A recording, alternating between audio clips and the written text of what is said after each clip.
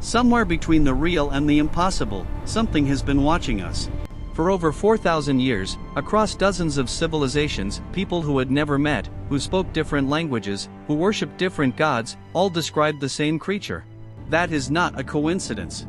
That is a pattern. This is the griffin.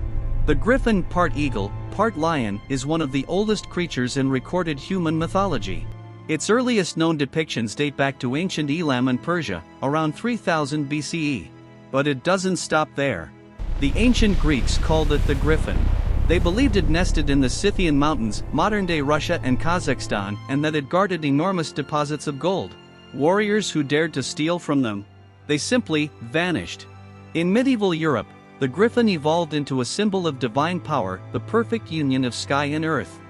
Kings used it on their crests. Knights painted it on their shields. The church adopted it as a symbol of Christ himself, master of both heaven and land. To be protected by a griffin was to be untouchable. To encounter one in the wild was to meet your end. Here is where the story gets strange.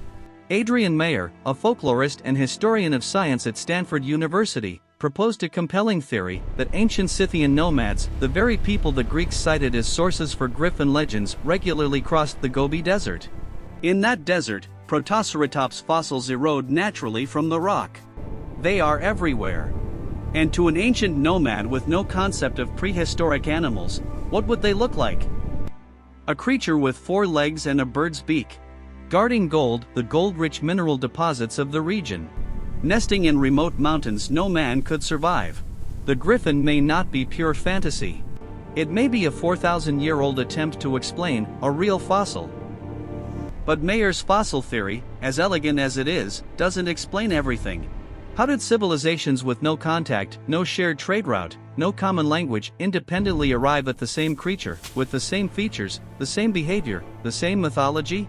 Some researchers point to convergent mythology, the idea that certain archetypes are hardwired into the human mind. The eagle for the sky. The lion for the earth. Combine them, and you get the ultimate predator. Others point to a different possibility. One that is harder to dismiss. What if something real, something now extinct, flew above the ancient world? What if the griffin is not a myth at all, but a memory? The griffin endures in our museums, our heraldry, our architecture, our stories, because it refuses to be dismissed. It lives at the border between what we know and what we fear we don't. Real or myth? Perhaps the more honest answer is this. It was real enough for 4,000 years of human beings to believe it was watching them. The griffin appears in the art of over 40 ancient civilizations. No unified explanation has ever been agreed upon. Some questions have survived longer than any answer.